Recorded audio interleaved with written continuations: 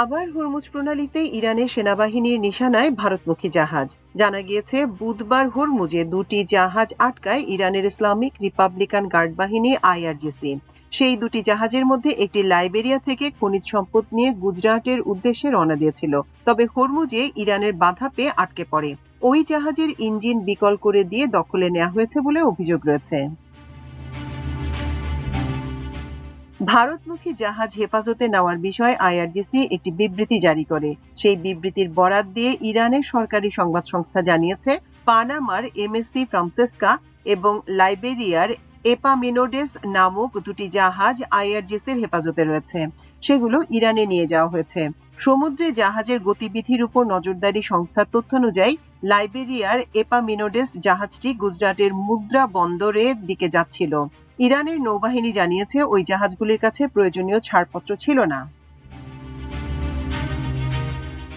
এর আগেও গত 18 এপ্রিল ভারতের পতাকাবাহী দুটি জাহাজকে টার্গেট করে আইআরজিসি।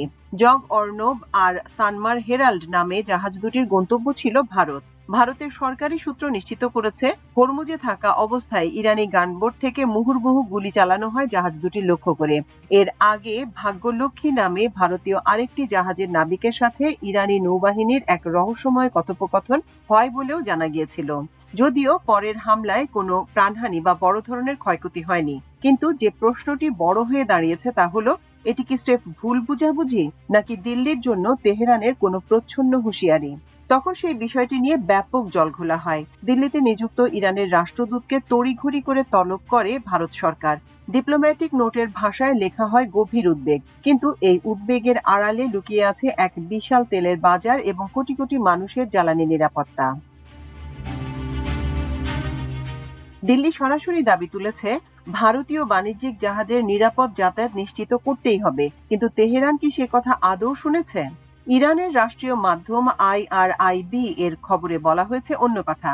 তাদের দাবি, যুক্তরাষ্ট্র সাগরে জলদস্যুতা চালাচ্ছে, আর তার বলি হতে হচ্ছে সাধারণ বাণিজ্যিক জাহাজগুলোকে।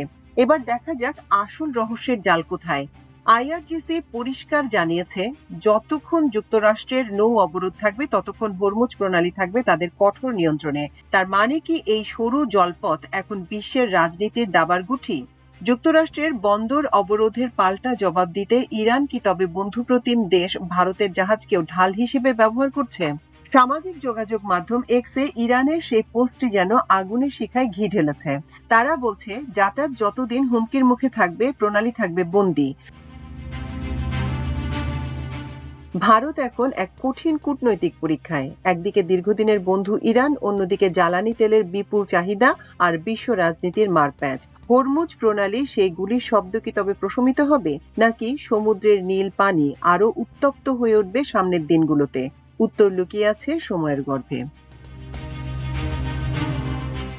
মাল্টিমিডিয়া ডেস্ক, আমার দেশ।